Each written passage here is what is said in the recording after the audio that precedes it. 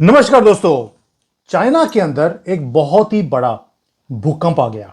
7.1 Richter scale के ऊपर ये भूकंप आया है। आपको याद होगा कि भारत में भी एक बार भुज में आया था। तबाही थी, वो भी इतने ही रिक्टर स्केल के ऊपर एक अर्थक्वेक था। और अर्थक्वेक का असर इतना है कि तिब्बत मेरे घर से बहुत दूर है, लेकिन यहां तक हमें ट्रेमर्स दिखे। और इवन की जो घरें हैं, वो घर की जो छतें हैं, उसमें हल्के हल्के छोटे छोटे कहीं ना कहीं क्रैक्स भी दिखने शुरू हो गए। लेकिन जो तिब्बत का हाल है या नेपाल का हाल है, वो देखने जब देखेंगे तो रोंगटे खड़े हो जाते हैं। ये कुछ तस्वीरें हैं जो मुझे मिली हैं यहाँ पर सोशल मीडिया में। जो ये तिब्बत का एक वीडियो है। आप देखिए कितना स्ट्रांग ये ट्रेमर्स हैं। और बहुत ही कम पॉपुलेशन है तिब्बत की, लेकिन वहां पर अफरा तफरी का एक माहौल था। लोग भाग रहे हैं वहां पर, क्योंकि it was such a strong tremor कि लोगों को समझ नहीं आ रहा था कि करें तो करें क्या। और ट्रेमर्स पूरे चाइना में ये दिखाई दिए। ये जो बिल्डिंग्स हैं, बिल्डिंग्स की जो छतें हैं टूट गई हैं, बाउंड्री वॉल्स टूट गई हैं। बुरा हाल है एक तरह से। बहुत ज्यादा तबाही की आपको तस्वीरें नहीं मिलेंगी। अगर आप सोच रहे हैं कि भाई चाइना की तबाही मिलेगी होगी तो हमें बड़ा मजा आएगा, सो आई एम सॉरी टू से इतनी ज्यादा तबाही की चीजें नहीं है, क्योंकि इन्होंने अर्थक्वेक प्रूफ बिल्डिंग्स को पहले से ही बनाया है। क्योंकि ये टाइटैनिक शिप्स की जो बेल्ट्स होती हैं उसके ऊपर है। चाइना को मालूम है कि हमें अपने आप को बचाना है। बट यस, बहुत नुकसान हुआ है जो बिल्डिंग्स का, वो आपको दिखाई दे दिया। बट मुद्दा चाइना के अर्थक्वेक का था ही नहीं। आज मुद्दा है कि अगर चाइना में अर्थक्वेक आया है तो इसके पीछे वजह क्या है। अब इंडियन मीडिया में तो बोलना शुरू कर दिया कि जी कोविड-19 आया था तब फ्लड आ गए थे। इस बार इन्होंने वायरस फैलाने की कोशिश करी है तो यहां पर अर्थक्वेक आ गया। अब इसके ऊपर बात करेंगे कि क्या ये कुदरत की मार है या ये कुछ और है। आज संजीव मिड्डा जी और ईशांत हमारे साथ जुड़े हैं। संजीव जी, जय सिया राम। एंड ईशांत, जय Siya Ram to you also. जय सिया राम। जय सिया राम सुमित जी। जय सिया राम संजीव जी। संजीव जी, क्या ये कुदरत की मार है कि भी पहले तो बोल रहे थे कि कोविड-19 में फ्लड आए, इस बार अर्थक्वेक आ गया। सुमित सुमित जी, देखिए, कोई भी नेचुरल फिनोमिना होता है, अर्थक्वेक हो गया, फ्लड हो गया, आपका सुनामी हो गया, ये सब चीजें, या वॉल्केनोज हो गया, तो ये कुदरत की मार ही होती है एक हिसाब से। देखिए ना, तो इस पे इंसान का कोई कंट्रोल तो होता नहीं है। तो जो ये एक नेचुरल फिनोमिना होता है, जो कि अर्थ के नीचे जो टेक्टोनिक प्लेट जब हिलती हैं, उसकी वजह से ये अर्थक्वेक वहां पे उस एरिया के अंदर कॉज होता है। तो ये कुदरत की अगर मार कही जाए तो ठीक है, मगर इसमें इंसान का कोई रोल नहीं होता। मतलब इंसान इस चीज को खुद उसको क्रिएट नहीं कर सकता। मतलब ये इस इतने बड़े लेवल का एक खेल होता है, इतने बड़े लेवल में एक चीज होती है कि इंसान की सोच वहां तक जा नहीं सकती। ठीक है, वो एटम बम, न्यूक्लियर बम के थ्रू कहीं पे अंडरग्राउंड में ब्लास्ट करके थोड़ा बहुत ट्रेमर्स क्रिएट कर सकते हैं एक पर्टिकुलर एरिया के अंदर, मगर ये शायद 10 एटम बम के फेंकने के बराबर से भी बड़ा इम्पैक्ट है यहाँ पे। तो ये जो मतलब बेसिकली जो आईएस के इसका जो मतलब ये जो तिब्बत के अंदर जो रीजन है, जो कि नेपाल बॉर्डर से बहुत ज्यादा दूर नहीं है, मेरे शायद 100-200 किलोमीटर अंदर होगा, तिब्बत में नेपाल बॉर्डर से दूर होगा इसका जो एपी सेंटर निकला है। तो वहां पे ये बेसिकली तिब्बत में अर्थक्वेक हुआ है सुबह के टाइम पे। और ये 7.1 रिकॉर्ड हुआ है रिचर स्केल के ऊपर। और शायद बाकी चाइना कहता है कि शायद 6.8 रिकॉर्ड हुआ है। तो anything above 6 Richter scale is always devastating. तो मतलब मैंने खुद फील करे हैं, जो दिल्ली में या एनसीआर रीजन के अंदर जैसे जो आते हैं 5.5 या 6 के आसपास अगर होते हैं, तो अच्छी अच्छी खासी वो जमीन हिलती हुई महसूस होती है। तो 6 से ऊपर कुछ भी चला जाए, 7 या 7.1 चल जाए, तो डेट मीन अगर वो एरिया का जिस भी एरिया के अंदर ये ट्रेमर्स आए होंगे, तो वहां पे जितने भी आपकी जो बिल्डिंग्स होंगी, या तो उसमें क्रैक्स पड़ गए होंगे, या अगर कच्चे घर होंगे तो टोटली फ्लैट हो चुके होंगे। तो वो कुछ इसी तरीके से होता हो, इसी वजह से शायद यहाँ पे नुकसान भी ज्यादा हुआ है। और क्योंकि ये बहुत हाई प्लेटो पे, पूरा तिब्बत प्लेटो बहुत हाई एल्टीट्यूड पर है, तो यहाँ पे मतलब कोई किसी भी किस्म का यहाँ पे इमीडिएट वहां पे रिलीफ पहुंचाना इतना आसान नहीं रहता। तो टेरेन बड़ी टफ है इस एरिया के अंदर। और इसमें लगभग लगभग अभी तक जो रिपोर्ट हुई है, लगभग 53 फेटेलिटीज हो चुकी है। और कई सौ लोग वहां पे शायद इंजर्ड हो चुके हैं। और लगभग हजार 1,500 के घर जो है वो डिस्ट्रॉय हो चुके हैं। तो ये वही घर होंगे जो कि पक्के नहीं होंगे, या जो प्रॉपर फाउंडेशन के हिसाब से नहीं बने होंगे, मगर चाइना ने इमीडिएटली इस पे एक्ट भी करा है और लगभग 2000 लोग इन्होंने डिप्लॉय कर दिए उस एरिया के अंदर ऑलरेडी। वहां पे हेलीकॉप्टर से या इधर से एयर ड्रॉप करके या कैसे भी करके उस एरिया में पहुंचे हैं वहां पे, और उस रिलीफ जो ऑपरेशन है वो वॉर फुटिंग में इस वक्त शुरू हो गया वहां पे। संजीव जी, मैं खुद चाइना में रहता हूँ, आपको मालूम है कि यहाँ पर जो न्यूज़ है वो शुरू में यही थी कि ये ट्रेमर्स बहुत स्ट्रांग हैं, बट ज़्यादा नुकसान नहीं हुआ है। लेकिन जो रिमोट एरियाज़ हैं वहाँ पर जब कच्चे घर होते हैं, सिटीज़ के अंदर नुकसान नहीं है, लेकिन जो रिमोट एरियाज़ हैं वहाँ पर नुकसान की खबरें आई हैं। तो भारत में भी जब कभी भी भूकंप आया है तब हमने देखा कि जो रिमोट गांव के एरियाज़ होते हैं वहाँ पर नुकसान ज़्यादा होता है, सिटीज़ में नहीं होता, क्योंकि पहले से ही लोगों ने इंतज़ाम किए होते हैं। बट जान किसी की भी हो जब ऐसे जाती है तो अच्छा नहीं लगता। बट ईशांत, जो पाकिस्तानी हैं या जो मुस्लिम वर्ल्ड के लोग हैं उन्होंने इसे धर्म के साथ जोड़ दिया कि जी देखिए, तिब्बत में और शिंजियांग एरियाज में जो कुछ चाइना कर रहा है उसके कारण अल्लाह की मार है। भाई कोई भी चीज़ हो ये अल्लाह के साथ जोड़ देते हैं, ये कहाँ का इंसाफ है? सर ये इंसाफ तो है, अल्लाह का ही इंसाफ है। जैसा उनको लगता है हम मान जाते हैं, चलो जी जो हो रहा है कर्मों का ही फल है, चलो हम कैसा मान लें, जैसा आपको हम सब मान लेते हैं, चलो यार। मुझे लेकिन लगता है कहीं ना कहीं हमें आप दिल्ली के एनसीआर में रहते हैं, आपको सर तन से जुदा से डर लगता है, इसलिए आपने भी सरेंडर कर दिया पहले ही कि ठीक है यार, उन्होंने बोल दिया अल्लाह अल्लाह की मार है तो हम मान लेते हैं। यार जो कहो हमने मान लिया यार, चलो जो जैसा तुम कहो वैसा मान लिया। भूकंप आया अल्लाह की मेहरबानी से आया, धरती भी चपटी है, हम सब मान लेते हैं। धरती वहीं की वहीं है, कोई घूमती नहीं, कभी उसके एक्सिस शिफ्ट नहीं होते, कभी धरती के रोटेशन लेने की वजह से या रिवॉल्व करने की वजह से जो लैंड के टेक्टोनिक स्पेस है वो हिलते नहीं होंगे, सब मान लेते हैं। सब अल्लाह का ही करम है सब, ऐसा कुछ हाँ, नहीं होता। और जब यूएई में फ्लड आया था तो इन्होंने बोल दिया कि वहां पे फ्लड इसलिए आ रहा है क्योंकि वहां पर मंदिर खुल गया है, क्योंकि आपने मुसलमान एरिया में मंदिर खोल दिया तो फ्लड आ गया। तो ये तो इनका जस्टिफिकेशन है। और ऊपर से बोलते हैं कि एक और चीज़ आई थी मुझे, जो सामने आई थी वो भी मैं थोड़ा समझाता हूँ आपको, मज़ा आ गया मुझे इनकी साइंस देखकर। वो कहते हैं कि हम चांद को इसलिए मानते हैं क्योंकि रात को चांद की जरूरत होती है, वो हमें लाइट देता है। दिन में हम जो सूरज है उसकी पूजा इसलिए नहीं करते या इंपॉर्टेंट नहीं है क्योंकि दिन में तो कहते हैं दिन में लाइट की किसी को जरूरत ही नहीं है, तो सूरज तो बेकार में आता है लाइट देने के लिए, तो ऑलरेडी लाइट होती है। तो इसलिए कहते हैं कि हम सूरज को नहीं मानते जैसे हिंदू मानते हैं, हम तो मून को मानते हैं, चंद्रमा को मानते हैं, क्योंकि रात को उसकी जरूरत होती है। तो इसलिए इनकी हर चीज जो है बड़ी ही टाइटैनिक होती है। सर ईशांत, जैसे अभी यहां पर हुआ है, अभी ये शिंजियांग में भी थोड़ा सा असर दिखाई दिया, तिब्बत में भी दिखाई दिया, इसलिए मैं बोल रहा हूँ कि बहुत सीरियस मैटर है, ये बहुत रिमोट एरियाज हैं। संजीव जी ने तो बोल दिया कि भी वहाँ पर इन्होंने हेलीकॉप्टर से उन्होंने वॉर फुटिंग पे काम करना शुरू कर दिया है, 2000 लोगों को डिप्लॉय भी कर दिया है, but it is not enough. But मुझे ऐसा लगता है कि क्या भारत की तरफ से कोई रिलीफ के ऊपर बात करी जाएगी? जैसे तुर्की में हमने बोला हम रिलीफ देंगे, क्या यहाँ पर भी बोला जाएगा?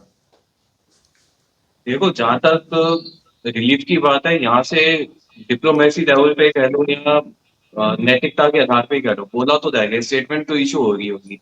लेकिन कहीं ना कहीं हम जैसे चाइना को जानते हैं, वो अपना डेटा या अपनी तबाही वो कभी शेयर नहीं करता। तो हो सकता है कि हमारे देश की तरफ से ये संदेशा जा भी चुका हो कि हम रिलीफ के लिए तैयार है, तो वो चाइना ने अपने मीडिया के थ्रू दिखाया भी ना हो, इसकी बहुत बड़ी पॉसिबिलिटी है उसी समय। हम्म। क्योंकि अगर आप तबाही की आप अगर मंजर कहें कि बहुत ज्यादा पहले भी नहीं रहते, कुछ साल पहले ही नेपाल में कुछ भूकंप आए थे, और वो दोनों तीनों भूकंप में से एक की तीव्रता 6.8 थी और एक की 7 पॉइंट समथिंग थी। तो 6.8 वाले में भी इतनी बड़ी तबाही मचा के गया था वो, तो ये तो फिर भी नेपाल में आज के दिन फिर से 6.5 दिखा और 7.1 दिखा तिब्बत में, तो हम इसी से अंदाजा लगा सकते हैं कि तबाही कितनी बड़ी होगी। काठमांडू में लोग की लाशें बिक चुकी थी उस समय, तो तबाही तो बहुत बड़ी मंजर की होगी। नो डाउट मे बी कहीं ना कहीं ये फैक्टर हो सकता है कि जैसे संजीत सर ने कहा कि वहाँ पे टेरेन स्ट्रॉन्ग है, प्लस वहाँ पे जियोग्राफिकली भी देखा देखा जाए तो डेजर्टेड एरिया काफी है तिब्बत में। उसका भी एक जियोग्राफिकल इम्प्लीमेंटेशन, बहुत गलत एरिया मैंने, उसका भी एक जियोग्राफिकल इम्पैक्ट एक ऐसा है कि उसकी वजह से ये भी हो सकता है कि जान माल के नुकसान एक्चुअली में उस वजह से भी कम हुआ। घर कच्चे थे भुज की तरह या कुछ था, लेकिन जो तबाही हुई थी भुज में बहुत बड़ी हुई थी। लेकिन जान माल का नुकसान वो भुज से थोड़ा दूर है, राजस्थान में या दिल्ली साइड, दिल्ली से थोड़ा पहले उस एरिया में ज्यादा तबाही हुई थी जहाँ पे थोड़ी रिहाइश थी, हम्म। मतलब जहाँ पे कंक्रीट आया है कहाँ है, तो उसका भी बहुत बड़ा फर्क पड़ता है ये। पर एक चीज बिल्कुल। हमेशा हमेशा देखी जाती है कि जो बेसिकली एपी सेंटर होता है, एपी सेंटर में पे जो भी पॉपुलेटेड एरिया होता है वो ठीक है, तबाही वहां पे होती है, मगर अर्थक्वेक की जब वेव्स आगे बढ़ती है एपी सेंटर के एरिया से बाहर आगे जाती है, तो उसका उसका जो इफेक्ट जो होता है वो मल्टीप्लाई हो जाता है। ये उसी तरीके से होता है कि जैसे आप एक ठहरे हुए पानी के अंदर के कंकर फेंको, तो उसकी जो वेव्स चारों तरफ गोलाई में फैलती है, वो जैसे जैसे किनारे की तरफ पहुंचती है उसके उसका इम्पैक्ट बढ़ता चला जाता है। तो और पीछे से और वेव्स आती चली जाती है, वो थोड़ी देर के बाद जाके शांत होती है। तो एक वेव से गड़बड़ी नहीं होती, मल्टीपल वेव्स जो आती है ना अर्थक्वेक की, वो गड़बड़ करती है कि वो एक इंफ्रास्ट्रक्चर कोई खड़ा है उसमें एक वेव से थोड़ा सा डैमेज हुआ, दूसरी वेव से और डैमेज हुआ, तीसरी वेव से और डैमेज हुआ, ऐसे जब मल्टीपल वेव्स आती है तो वो कोई भी इंफ्रास्ट्रक्चर उस पर खड़ा ज्यादा देर तक खड़ा नहीं रह पाता है। और ईशान जी की बात बिल्कुल ठीक है, क्योंकि तिब्बत के एरिया जहाँ पे ये अर्थक्वेक आया है वो स्पार्सली पॉपुलेटेड है, बहुत ज्यादा पॉपुलेशन नहीं है, और high altitude high plateau altitude पर है। तो वहां पे छोटे छोटे गांव, छोटे छोटे कस्बे इस टाइप के बने होंगे, और एक ही मेन शहर है जो इस एरिया के अंदर था जहाँ पे तबाही मची है। हाँ, अब नेपाल का डाटा हमें देखना पड़ेगा। नेपाल के अंदर जैसे ही अभी इंफॉर्मेशन शेयर होगी, मुझे लगता है नेपाल के अंदर काफी जिस एरिया के अंदर इम्पैक्ट हुआ होगा उस पर, अगर वहां पे है डेंसली पॉपुलेटेड एरिया होगा तो वहां पे तबाही का मंजर सामने आएगा, उसकी रिपोर्टिंग जैसे जैसे होनी शुरू हो जाएगी।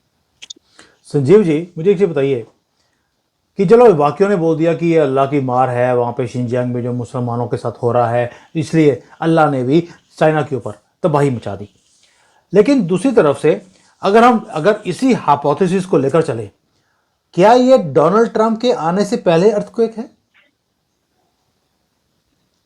हाँ, इसको उसके साथ में आप एक सिंबॉलिक लेके चल सकते हो कि हाँ जी, ये चीज हम मानेंगे कि क्योंकि डोनाल्ड ट्रंप के आने से पहले पूरी दुनिया में बहुत सारी हलचल मच रही है, इतनी ज्यादा हलचल मच रही है कि भाई हम किसी भी कंट्री का कुछ भी हम स्टेटमेंट उठा लें या कुछ भी पॉलिटिकल एक्टिविटी उठा लें तो बहुत कुछ होता हुआ नजर आता है। और उसमें अगर हम देखेंगे जो अभी सबसे क्लोजेस्ट जो एक्टिविटी हुई है वो शायद यूके के अंदर हुई है, जबकि एलॉन मस्क ने वहां की जो प्राइम मिनिस्टर है स्टामर, उन पर इल्जाम लगाया, और बिल्कुल सही इल्जाम लगाया कि पिछले कई दशकों से, मतलब मैं ये 1 या 2 या 3 साल की बात नहीं हो रही, दशकों की बात हो रही है, ऑलमोस्ट 20, 25, 30 ईयर्स की बात हो रही है, जहां पे जो मुस्लिम कम्युनिटी के जो लोग हैं, स्पेशली पाकिस्तान से जो वहां पे लोग गए हुए बसने के लिए, उन लोगों ने अपना गैंग बना के वहां की बच्चियों 8 साल से लेके 30-40 साल तक की औरतों तक को उन्होंने अपना शिकार बनाया है अपने। तो उनका एक पूरा एक इकोसिस्टम क्रिएटेड है सुमीत जी, जहाँ पे तो वो जहाँ पे क्या करते हैं कि वो पहले देखते हैं कि कौन सी लड़की है, और उसको फिर टारगेट करने के लिए उसके सामने एक लड़का लेके आते हैं जो कि वो भी गोरा चिट्टा होगा और बिना मूछो दाढ़ी वाला होगा और स्टाइलिश होगा। तो उसके पीछे पूरी फाइनेंसिंग इन लोगों की तरफ से होती है, वो अच्छे अच्छे होटल्स में ले आते हैं खिलाने के लिए, अच्छी अच्छी डेट्स पे ले आते हैं, लड़की पे खर्चा करते हैं, और जब वो उनके जाल में फंस जाती है तो उसको उसको फिर फिजिकली एक्सप्लॉइट करते हैं। जब एक्सप्लॉइट करते हैं तो उनकी वीडियो रील भी बनाते हैं। जब वीडियो रील बन जाती है तो उसको बोलते हैं भी ये तेरी वीडियो रील रिलीज कर देंगे, तेरी फैमिली को दिखा देंगे, फ्रेंड्स के अंदर दिखा देंगे, पूरी दुनिया को पता चल जाएगा। तो उसको फिर बड़े तरीके से फिर उनका पूरा ग्रुप एक्सप्लॉइट करता है एक एक करके, और कई सालों तक लगातार करता रहता है। मैं सुमीत जी, क्या ये अल्लाह की मार है? ये अल्लाह के करम से हो रहा है तो शायद ये भी अल्लाह के करम से ही हो रहा है, ठीक है ना? तो इसको भी मान लेते हैं, मगर एक चीज मैं बोलने से कतराऊंगा नहीं, क्या वाइट ब्रिटिशर्स में मर्द पैदा करने बंद कर दिए हैं कि आज वो अपनी बेटियों का, माओ का, बहनों का, अपनी बीवियों का वो प्रोटेक्ट नहीं कर सकते इन जालिमों से? इतने दशकों से अगर ये चीज हो रही है, उनके नाक के नीचे हो रही है, ऐसा तो हो नहीं सकता ना कि उन लोगों को इस बात की खबर ना हो। आज ये चीज उजागर हो गई है पूरे इसके एलॉन मस्क की वजह से, पूरी दुनिया को इस बारे में पता चल गया। तो इनके इनके लिए क्या शर्त से डूब से मरने वाली बात नहीं होगी? ब्रिटिश एम्पायर में कभी सूरज नहीं डूबता था, ये कहलाया जाता था। क्या ये हरकत क्या है? तो शर्म से डूब मरने वाली बात है। सूरज तो बहुत पहले डूब चुका है, ये खुद भी डूब जाए दुनिया पानी में।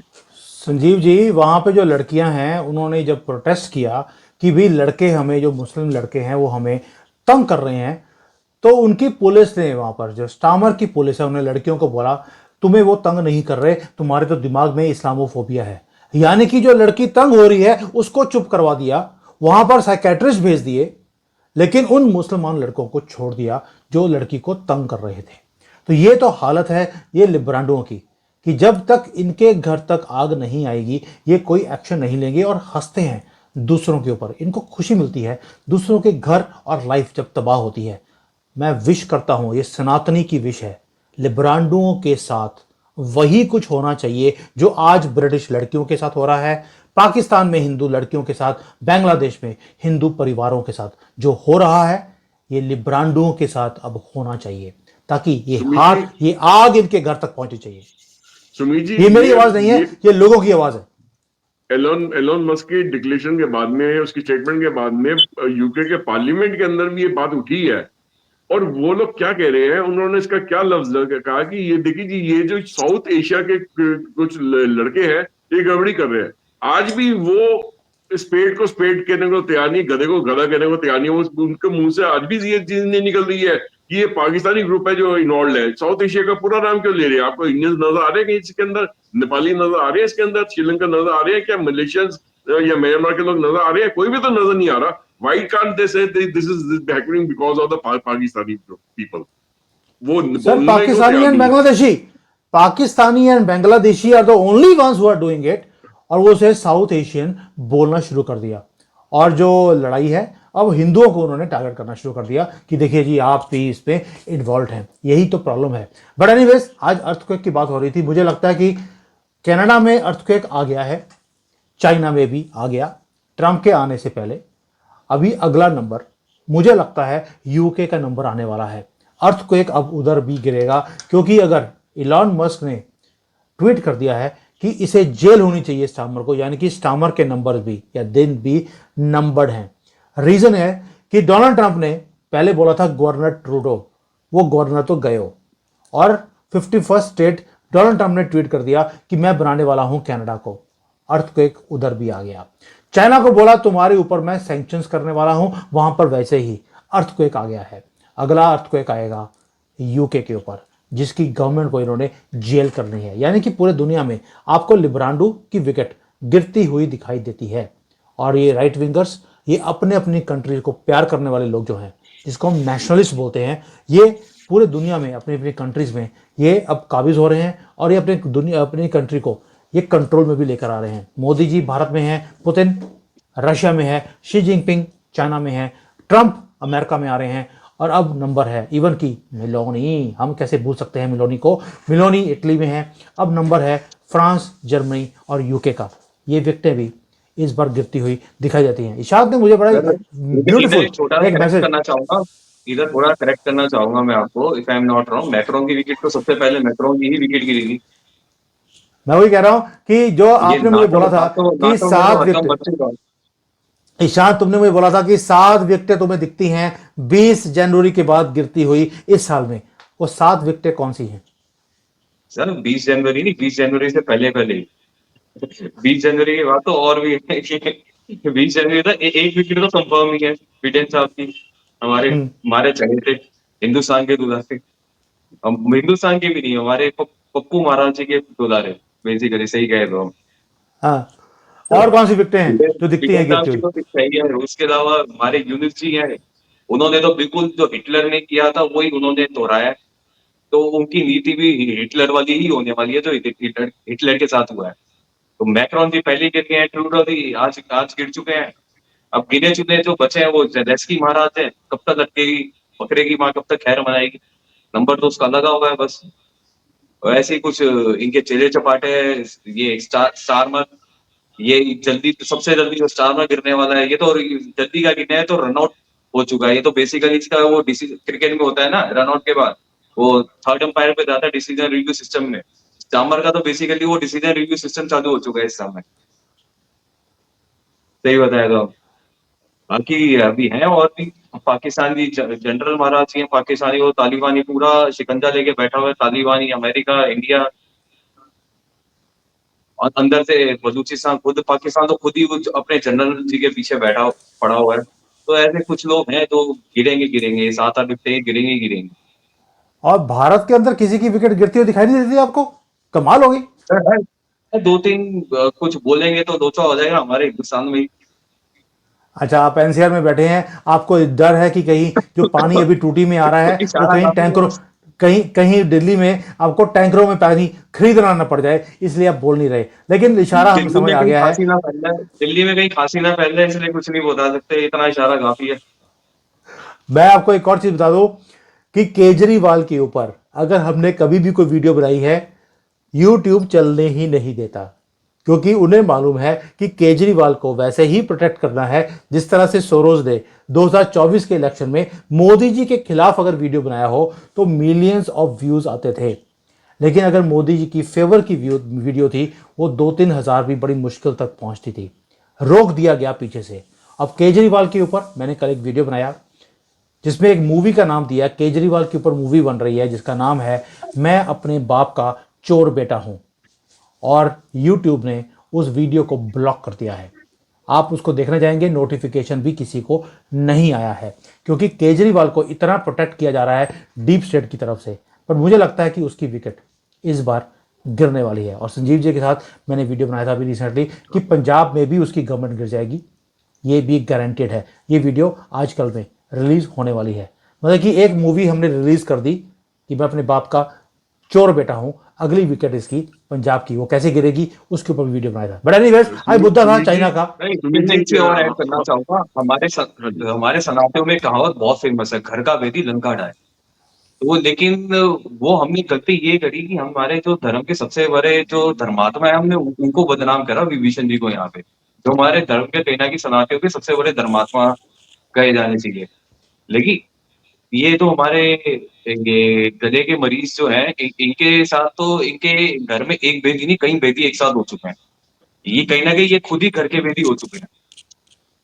ये इन्हीं का घर और अपने घर के बेदी ये खुद ही हो चुका है। तो सारे मिलके तो अंदर से ही आग तो अंदर से लगी है, बाहर तो कुछ हुआ ही नहीं है। हम्म। इनके कुछ कलीग लोग हैं, वो हमारे नेताजी के साथ फोटो वगैरह लगा के अपने ऑफिस में चमका के बैठे हैं। मुझे लगता है कि आग अंदर से इतनी लगी थी कि किसी ने आकर पानी भी फेंक दिया कि हो सकता है कि इससे आग बुझ जाए, तो जो सरजी हैं उनके ऊपर पानी फेंका गया था सिर्फ आग बुझाने के लिए, लेकिन ये आग ऐसे थम नहीं सकती। हाँ जी संजीव जी, आपका क्लोजिंग कमेंट। क्लोजिंग कमेंट से पहले मैं एक चीज बोलना चाहूंगा कि देखिए, अभी अभी कुछ दिन पहले हम लोगों ने एक वीडियो और बनाया था जहाँ पे वो 3 खालिस्तानी आतंकवादी को पीलीभीत में जाके वो मारा गए थे वो। तो उस टाइम उसके बाद में पन्नू ने धमकी दी थी कि मैं कुंभ मेले को चलने नहीं दूंगा, मैं उसमें गड़बड़ी कराऊंगा, मैं सबको तानाशाही कर दूंगा, बहुत कुछ बोला था। तो वो वीडियो भी हमारा इतना नहीं चल पाया था, जबकि उसके अंदर बहुत सारे फैक्ट्स एंड फिगर्स हम लोगों ने बढ़ चढ़ के बताए थे हम लोगों ने। तो वो वीडियो भी कहीं ना कहीं यूट्यूब की तरफ से ब्लॉक कर दिया गया था, उसमें भी इतने व्यूअरशिप नहीं आ पाए थे हमारे। तो कहने का मतलब है, देखिए ये चीज तो सुमित जी जाहिर है कि देखिए कि दुनिया के अंदर जो इस वक्त बहुत कुछ हो रहा है। डोनाल्ड ट्रंप के आने से पहले 10 एक दिन का ही टाइम रह गया, अब तो शायद खास 10-12 दिन का टाइम रह गया। मगर ये 10-12 दिन ना बड़े क्रूशल है। क्रूशल इसलिए है कि इसके अंदर जो डीप स्टेट है वो एक आखिरी कोशिश और करेगा, मतलब बहुत कुछ और गड़बड़ होने की उम्मीद है जो इन 10 दिन के अंदर अंदर की अगर वो कुछ भी जाते जाते कुछ हासिल कर पाए, दुनिया में कुछ गड़बड़ी फैला पाए और कई सारे देश के अंदर डिस्टर्बेंस फैला पाए, तो क्या होगा कि दुनिया के अंदर टोटल से जो एक जो समीकरण है वो बिगड़ जाएगा उसका। तो डोनाल्ड ट्रंप के लिए आने के बाद भी उतना इतना आसान नहीं रहेगा, उनको कुछ महीने लगेंगे, 6 महीने साल लगेगा उस चीज को वापस सही तरीके ट्रैक पे लाने के लिए। तो ये डीप स्टेट की पूरी कोशिश है कि डोनाल्ड ट्रंप की आगे की जो राह है वो इतनी आसान ना रहे। और अगर इस दौरान अभी देखिए, अब मैं आपको एक छोटा सा एग्जांपल वो देता हूं कि आज सुबह कल शाम की बात है या आज अर्ली मॉर्निंग की बात है, यूक्रेन ने रशिया की न्यूक्लियर फैसिलिटी के ऊपर बॉम्ब फेंका है। ठीक है, क्यों फेंका न्यूक्लियर फैसिलिटी पे बॉम्ब? अगर वहां पे कोई हादसा हो जाता, न्यूक्लियर का कोई हो जाता तो कौन संभालता? ठीक है ना? तो दैट मीन्स पूरी कोशिश करी जा रही है कि रशिया को, मतलब पुतिन को उकसाने के लिए कि भैया हम ये कर रहे हैं, तो हमारे ऊपर फेंक, तुम वहां पे भी न्यूक्लियर अटैक कर या कुछ इस तरीके से हरकत कर उल्टी सीधी, जिसकी वजह से हम इमरजेंसी डिक्लेयर कर दें और जो बाइडेन को गवर्नमेंट में बने बने कुछ समय तक और बने रहने का मौका मिल जाए। और जब तक इमरजेंसी डिक्लेयर रहेगी तब तक वो जो करंट प्रेसिडेंट है यूएसए का वही बना रहेगा। डोनाल्ड ट्रंप को आने का मौका नहीं मिलेगा कुछ समय और के लिए। और तब तक उनको फिर से मौका मिल जाएगा कुछ और अगला स्टेप प्लान करने के, ताकि डोनाल्ड ट्रंप को इस सीट प्रेसिडेंटशिप की सीट से दूर रखा जाए। तो ये तो अब जो वर्ल्ड लीडर्स हैं, चाहे वो पुतिन है या इंडिया के नरेंद्र मोदी हैं या और भी कोई समझदार लीडर्स हैं दुनिया के, ये तो उनके डोनाल्ड ट्रंप हो गए, इनको सूझबूझ के अब से काम लेना पड़ेगा कि जब तक ये वो डोनाल्ड ट्रंप सीट पे नहीं आ जाती 20 तारीख तक, तब तक वो बहुत सोच समझ के संभल के दिमाग लगा के अक्लमंदी से काम ले, ताकि ये पीरियड किसी तरीके से शांति से निकल जाए। अगर कुछ गड़बड़ी भी हो रही है तो अभी के लिए थोड़ा सा अपने को आक्रोश में लाने दे, थोड़ा सा उसको इमीडिएट रिएक्ट ना करे। जो रिएक्ट करना है डोनाल्ड ट्रंप के आने के बाद वो अपनी सूझबूझ से कैसे रिएक्ट करते हैं वो बात अलग है, ठीक है ना, मगर उससे पहले इनको मौका ना दे कि ताकि ये इमरजेंसी डिक्लेयर कर पाए जो बाइडेन की। बिल्कुल ठीक कह रहे हो। वो तो चाहते हैं कि दुनिया में अर्थक्वेक आ जाए ताकि डोनाल्ड ट्रंप प्रेसिडेंट ना बने। ये डीप स्टेट की एक चाल है। लेकिन मैं ये नहीं कह रहा हूँ कि चाइना में जो हुआ है वो डीप स्टेट की चाल है। चाइना में जो हुआ है वो कुदरत की ही मार है। बट हो सकता है कि डोनाल्ड ट्रंप से आने के पहले का ये एक अर्थक्वेक है, और उनके आने के बाद कौन कौन से अर्थक्वेक आएंगे ये वक्त बताएगा। Sanjeev ji, thank you so much. Ishaan को टाइम को काम था, he has already left, but thank you so much for joining today. It's a sad news कि चाइना में एक अर्थक्वेक आया है, बट नुकसान हो रहा है बहुत ज़्यादा। ट्रेमर्स हमें यहाँ तक मिले हैं जो कि बहुत दूर है वहाँ से, बट उसकी इंटेंसिटी इतनी ज़्यादा थी कि ट्रेमर्स तो आने ही थे। Thank you so much, and if any updates are there we will let you know. जय हिंद, जय सिया राम। जय सिया राम।